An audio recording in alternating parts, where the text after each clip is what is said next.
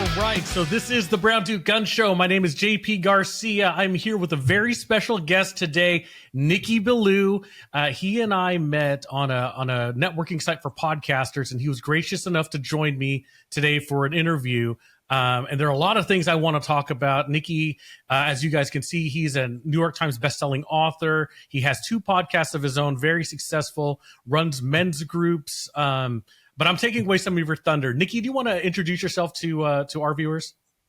JP, first of all, man, thank you for having me on the show. It is an honor to be here, brother. Let me tell you a little bit about my backstory. I'm originally an immigrant from the Middle East. I'm a Christian from Iran. When I was 11 years old, the Islamic Revolution took place in Iran. There were literally, JP, gun battles in the streets near my home. Now, my mom and dad are freaking out over here, especially one day when all of a sudden there was a crash. Something broke our living room window and landed at my feet. And I'm looking at it. It's this bottle that seems to be on fire. And I'm just looking at it. I don't know what it is. My dad grabs it, pulls the wick out of it, and it was a Molotov cocktail. You're serious? Serious. Oh, my gosh. And on the Molotov cocktail was a note that was taped to it that said, "Die, Christian scum." Oh, my gosh. And so my father and my mother renewed their efforts to get me and my 2 brothers out of Iran. They decided this was no longer going to be a place to raise a Christian family. Now, it took them 2 years to get us from Iran to Greece and another 2 years to get us from Greece to Canada, where I now live.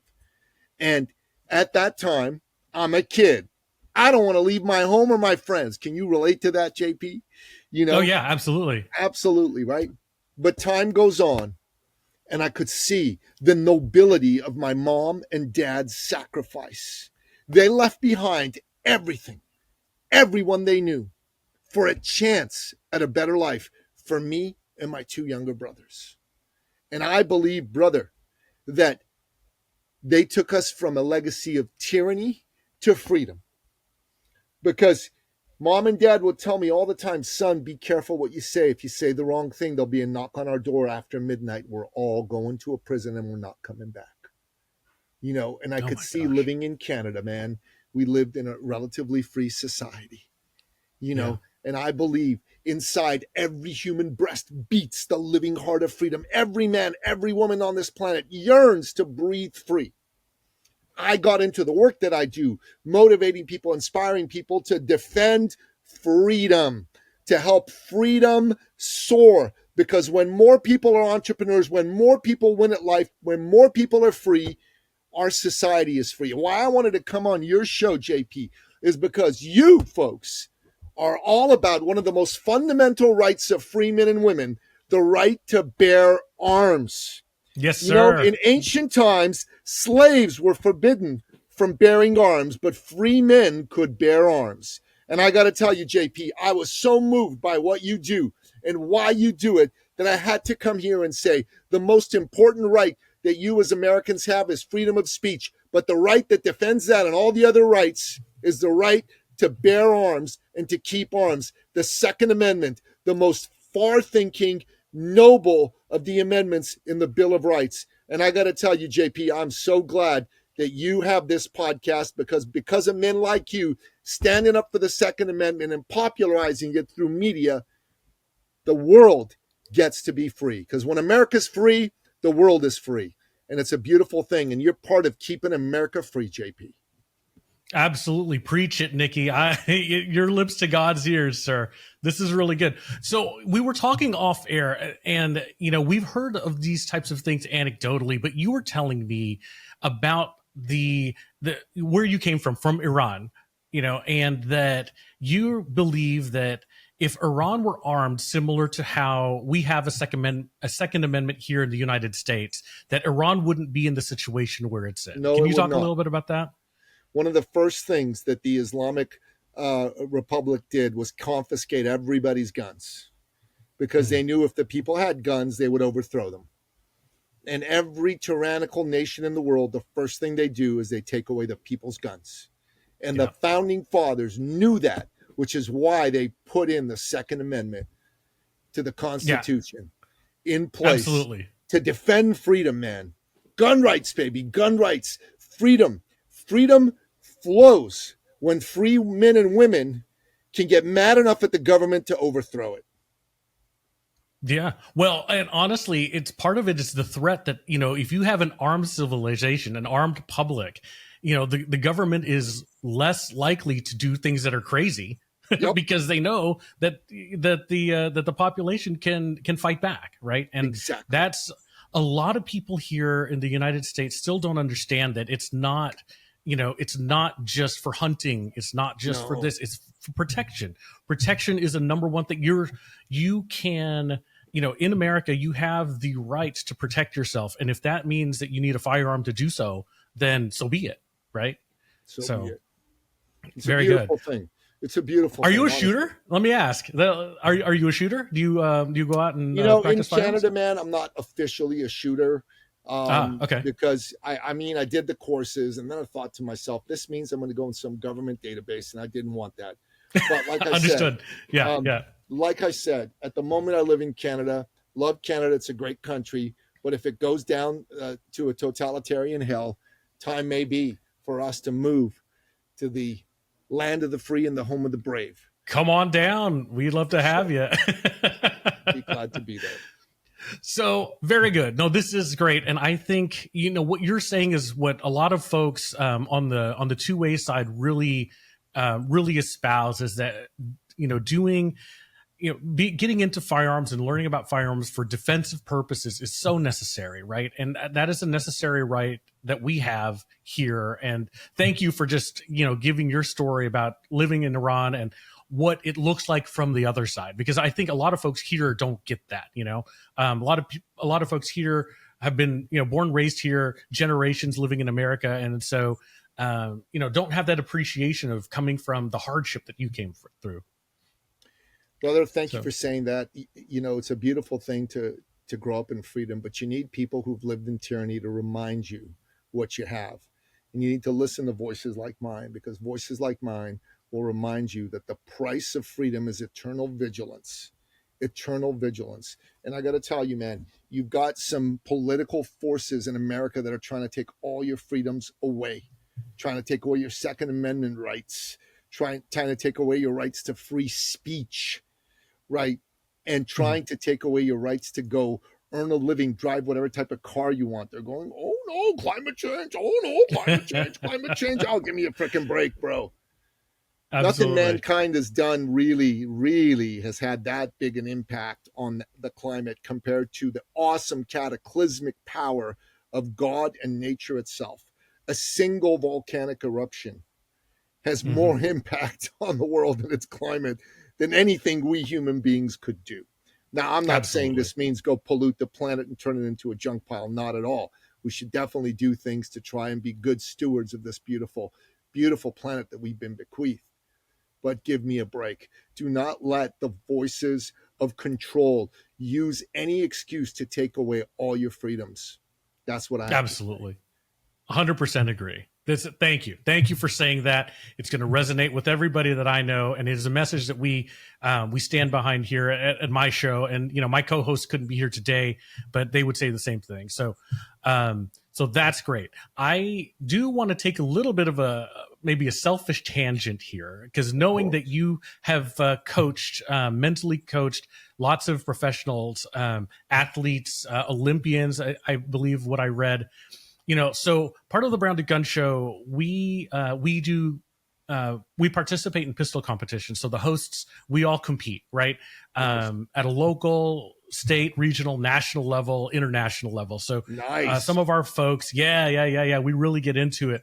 And on the practical shooting side, so this is really your run and gun type situations where you have targets that move. It's how fast can you engage them and how accurately can you engage them, right? So not to dig too much into the game, but that's kind of what we do. And we have some pretty elite shooters that we come in contact with, and tooting our horns a little bit. We're also pretty good. One of the things. Well, yeah, thank you. I think one of the things that all of our guys ask Whether they're coming up through our club or, they're starting to get to the next level where they're competing in larger arenas is, the mental side of competition. Right. And so, because a lot of times these folks, myself included, my co-hosts included, we practice a lot. Right. And getting the reps in, practicing certain skills, trying to come up with a framework to become good. So the practice is there, but transitioning to a match where there's a higher pressure to perform at your best, right? What recommendations could you give to somebody who is trying to bridge that gap between bringing what they can do in practice to something like a competition? Well, first of all, I actually wrote a couple of books about this topic. Okay. Finish line thinking, how to think you win like a champion. This is the second edition. This is the first edition. These are like slim books. I recommend that you grab a copy of these books and read them, because they'll just outline for you 13 powerful principles that you need to do. So the first thing is, man, you want to win better. You want to be mentally stronger. You need to look after your body, right? You've got to embrace healthy eating, top level nutrition as a day-to-day lifestyle. Don't be like feeding your body junk, because if you're physically sharp, you're going to be mentally sharp. If you're physically not sharp, you're not going to be mentally sharp either. And concomitantly, you also need to exercise and embrace that as a daily lifestyle. These are two powerful principles, right? Because if you don't do that, brother, what the heck's going on? Right? Yeah. You're going to just lose, right? And here's what I see. Champion thinkers, people who think like winners, they get it. They understand that having optimal health, optimal energy is critical to being a champion, a top level performer. And they don't argue with themselves or other people about it. Oh, I think I should have like jujubes every day. No, they don't do that, man. They know they got to eat right. They know they got to work out. They embrace it, right? Yeah. And you got to do the same thing. And ask yourself this question, right? In life, how many overweight, out of shape, diabetic, athletic, or other champions do you know? Zero? Well, same with me. Zero, right? Zero. So if your goal is to be tops in your field, right? If your goal is to be the best shooter in the world, right? The first thing you got to do is address your health. Okay, because optimal health is going to get you to where you want to go. And secondly, don't you want to also be optimally healthy so you can actually enjoy the journey and enjoy the destination when you get there? Yeah. Doesn't that 100%. just make sense? Right? Yeah. So, and a question you should ask yourself is, how do I do this? How do I embrace daily eating that's optimized, daily exercise? How do I do that? And those are good questions to ask. And like I said, man, there's lots of people out there that can help you with that. I can certainly send you. A couple of years back, I hired a company to coach me. They helped me drop 58 pounds in 6 months. Wow. Congratulations. Yeah, so very good. Yeah. Thank you. I got myself in the top shape. I dropped down from 227 to 169 and then even 167. So 60 total. I got on a bodybuilding stage at the age of 57, which was pretty darn cool, man. Pretty darn cool. And that's awesome. Yeah. So that's what I suggest.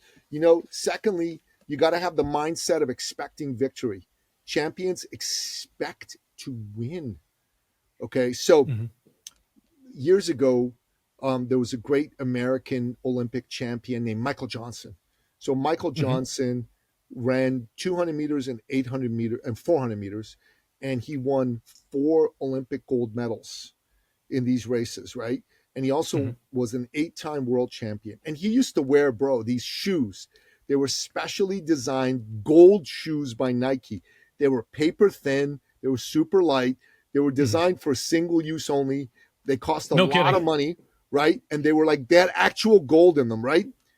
They were $3,000 a pair in the late 90s, early 2000s, right? So today they'd be like $8-10 a pair. Yeah. And after every race, he would throw them in the audience, right?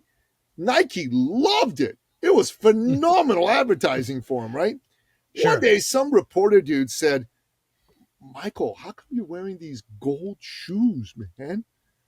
What if you lose? Won't you be embarrassed? So Michael Johnson just looked at him with this look of disdain and disgust on his face. And he spat on the floor in front of his feet. And he said, I run to win. I don't think about losing. I think about winning. And then he walked away. And doesn't that say it Wow. all? Like That's powerful. top Yeah. level mindset is like, you gotta expect to win.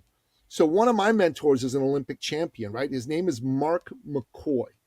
Okay. He once told me, right, whenever he ran and he expected to win, he pretty much always won. Whenever he just hoped to win, he almost never won. And I was like super fascinated by this. I said, yo, Mark, so what's the difference between when you knew you were going to win and you expected to win, and when you just hoped to win and you didn't think you were going to win necessarily? Those are two really very different states of mind. He said, yeah. His answer, brother, completely startled me. He said it was all a function of my level of preparation. Whenever I'd done the work to be fully prepared, I knew I was going to win. And whenever I hadn't, I just hoped I was going to win. So think about this, man. That makes so much sense. Doesn't it make sense? Have you ever experienced JP being ready for a competition where you practice, you're ready, like you're in the zone, man. You got it going on. Versus when you kind of dogged it and you dogged it, right? Mm-hmm. Absolutely. You know the difference. When you prepared, 100%. You did a lot better than when you dogged it, right? Yeah, that's right. That's a fact. So the question really has to become, is your preparation at the level that it needs to be for you to win, for you to expect to win? And if it's not, that's why you don't expect to win. Yeah. No, that's great. The great word. I mean, and that's what we espouse all the time, just staying involved, with your practice and making sure you're fine tuning everything. And that goes to what you're saying about, is your preparation enough, right?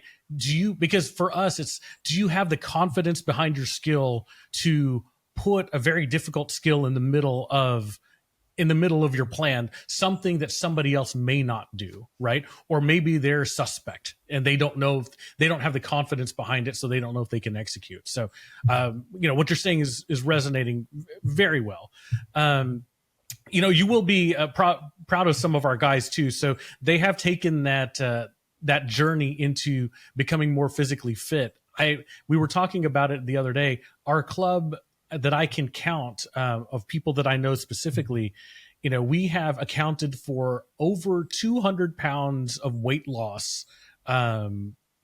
With our members, just because they wanted to get more involved and, more athletic, right? Because at some level, the athleticism really plays into it, And so one guy dropping, so it has to have been more than 200 pounds. The one guy dropped over 120 pounds himself, and so getting very interested in their health and very interested in being able to perform at that level and sustain that level of performance over the course of multiple days, right? So that's really cool. So I think that the mental prep, getting your body ready, getting your training ready, that kind of stuff. We'll definitely harp on our guys to make sure they do. What else do you think? The transition to the performance day. Any suggestions on performance day? So listen, honestly, there's a number of things you got to do well before you get to performance day, because performance day is a function of all the stuff you do to get yourself ready for performance day, right? Mm-hmm. So top level performers, like finish line thinkers, they actively surround themselves with support that they need to win. They know success is a team sport. Even people like boxers, people like shooters, people like sprinters, right?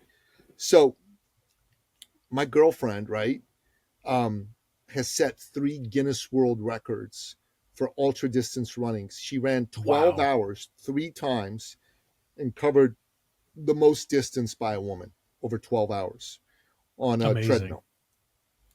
So she had 24 people on her success team. She had a fitness coach. She had a running coach. She had a nutrition coach. She had a mindset coach. She had a masseur. She had a timekeeper. She had pace runners, 12 of them that ran with her for an hour at a time to keep her going. She had sponsors. Mm-hmm. So a lot of people go, man, that seems like a lot. Does she really need it? Well, only if she wanted to set the world record. If she Yeah, was okay exactly. failing, then she didn't need it, right? So if you're a shooter, this is not a solitary sport. I mean, you're there doing the shooting, but you should have a mindset coach. You should have a nutrition coach. You should have people that pace you and shoot with you to help see what you're doing right. You Yep, should have a shooting absolutely. coach. Like all of these should be there. You know what I'm Yeah, saying? And absolutely. Yeah. and that's what it takes to win, right? And now obviously this one they're probably already doing because they're part of your organization, but they need to be part of a community of like-minded peers, right? Birds of a feather Hmm. flock together, right? Every Sure. Yeah, mother knows if you absolutely. want your kid to be a good kid, right? Your kid needs to hang around good kids, right? And Yeah. if you want to be a Yeah, champion performer, you need to do the same. So, like your organization, you got a lot of people who shoot. This is an organization that brings people on who want to shoot and want to be champions. So, you want to be a part of an absolutely. organization like yours. That makes 1,000% sense as well, right? And the other thing Hmm. is really, really important. You got to set big goals, not little goals. Not like I think I want to do my personal best, but like I want to win national championship. I want to I'm gonna. win Yeah, international absolutely. championship. Most people they just play way too small, bro. They set goals that are just so far below what would possibly stretch them, I love that. Yeah. right? That they don't they they they they set these low goals and they meet them and they never go any bigger. So set Yeah. big goals, right? Yeah. The What stretch was is that? important part, right? The Yeah, stretch is super important because if you're not stretching, if you're just comfortable, then you're only going to get to where you are currently. yeah. That's the truth, man. That's the truth. And then, bro, you also got to be okay with failure. You got to Hmm. embrace failure. Yep. Failing is part of the success process. Yeah. Failing is part of the success process. If you will never try anything for fear of failure, you're never going to win. You got to just embrace failure. You got to fail fast, fast, fast, fast. The more you fail, the faster you fail, the closer you're going to be to success. Yeah, absolutely. I agree. So I want to deep dive into something you said though, because I think it's super important and it's not just for shooting, but I think it's just for life in general, putting yourself around like-minded people and how that can really kind of raise the sea level of everybody around you, right? Yep. That's so important. And I think, I bring it up because I know through my cyber snooping of you that you run a number of men's groups and a number of master classes to that end, right? So tell us, a little bit more about how the results you've seen of people joining, becoming having a common goal, supporting each other in these types of groups, and then maybe tell people about the groups that you run. Sure. Well, let me tell you. So the fellow who runs my podcast producer, Hmm. he's a good story of someone who I met through the men's work that we did. So when he met me, he came and approached me because I was a guest on a podcast that he was, editing. And then Hmm. he approached me and he said, I think I need to talk to you, man. Your message is powerful. Anyways, long story short is I got him to join our men's group. Now, at the time he joined our group, man, his life was a mess. Okay. He was not with his kid's mom, right? Hmm. And it was a big mess. That whole situation, the family Yeah. was a mess. Hmm. He was on unemployment insurance mostly, not working Oh too man. much. So he joined our group, and one of the first things we helped this man do is take ownership for his life. Stop blaming his ex, stop blaming the world. And within 6 months, he had his own business. He was not on unemployment anymore. And within 12 months, he was making six figures income a year. Now, this is a dude Nice. whose life was a mess. And he and his ex didn't get back together again. That wasn't going to happen. But he fixed it with his kids, and he got Hmm. custody of his kids, and he was Good. moving in a powerful direction. And that's because he was around men whose standards and expectations of him were higher than his own, and he elevated his to reach theirs. And Yeah. that's the main reason you want to be a part of something like this. Because if you want to get better, you can't be around people that don't think big. You got to be around people that think as big or bigger than you and Right. push you to get to that next level. And then in our organization, that's what we did. And our organization is called Sovereign Man. Our website, sovereignman.ca. And, you know, if you're a man, young, old, and you're clear that there's more for you than you're currently manifesting in your life, go to the website, come check us out, you know, come be a part of our organization for a meeting, come check it out. And if you like it, we can show you how you can be a part of it, you know, on a longer term basis than a single meeting. But we tell every man is welcome to come to our organization for one meeting. And if we like you and you like us, then we can talk about you being there on a more permanent basis. That's fantastic. Now, are you guys in the US also, or just Canada? We have a lot of American folks, so we meet over Zoom, so it's possible for you to really be in Canada or the US. JP, you should come to one of our meetings, man. I'll check it out. Absolutely. Yeah. I'll report back to the guys.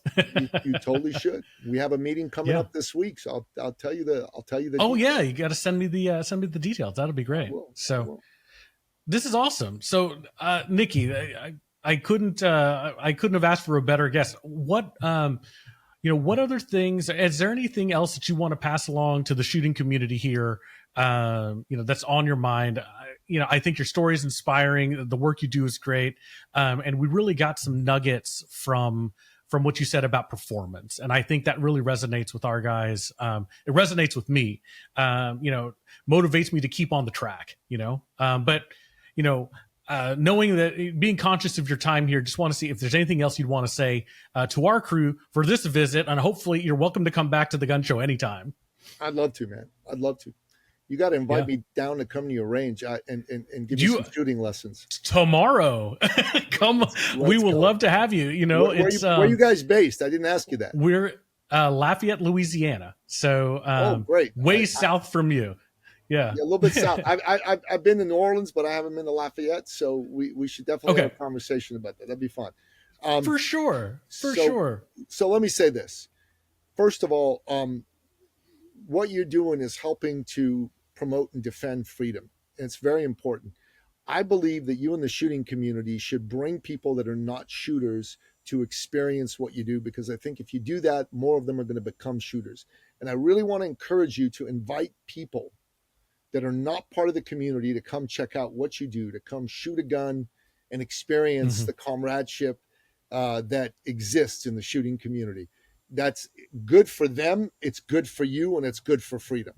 So that's number one that I want to say to you. Number two is really, really, really, really, really be active in local and state and national politics in favor of the Second Amendment. I know there's folks here that are listening going, man, I don't want to be in politics. I hate politics. I'm not into politics. I'm sorry, but if you're not into politics, you're going to lose your rights. You have to be into politics. You have to support Second Amendment politicians. You have to support Second Amendment policies, and you have to vigorously defend against any encroachment of it. Not one inch should be given to those who seek to take your freedoms away. If anything, push back against them and take inches and feet and miles and yards of their tyrannical efforts to stop you everywhere. Because when freedom disappears in one place, it disappears everywhere. In the United States of America, it's very important that everyone involved in the shooting community be a political activist as well as a shooter. That's very, very important. And then the final thing I have to say to you is, if you're a man in particular and you want to understand how to be the best kind of man you can be, how to perform better than you're performing now, because as a man, you can probably do 20 times as much as you're currently doing in every area that's important to you in your life. Think about what I just said. You can probably do 20 times better than you're currently doing in every area that's important to you in your life. Then come check out sovereignman.ca. And if you want to have a call with me, you can book a call, get on my calendar at ecircleacademy.com/appointment. And I'll be happy to have a conversation with you to help you get clear on how you can be the best version of you 20 times better than you are now. And that's a free call. It's not a paid call, just so we're clear. Sure. That's awesome. Nicky Billou, how else? So we know your website. We saw your books. How else? Is that the best way to get a hold of you? That's the best way to get a hold of me, man. That's perfect. So look, hey, thank you. Thank you so much for your time today and for being on the show. Open invitation. If ever, whenever, you're welcome back. Come chit chat, hang out some more. Come to South Louisiana and hang out with us.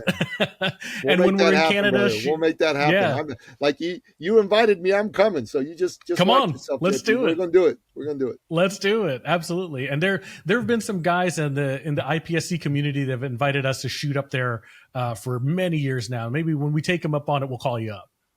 Beautiful. Love it. So very good. Nicky Billou, thank you very much. We'll talk soon.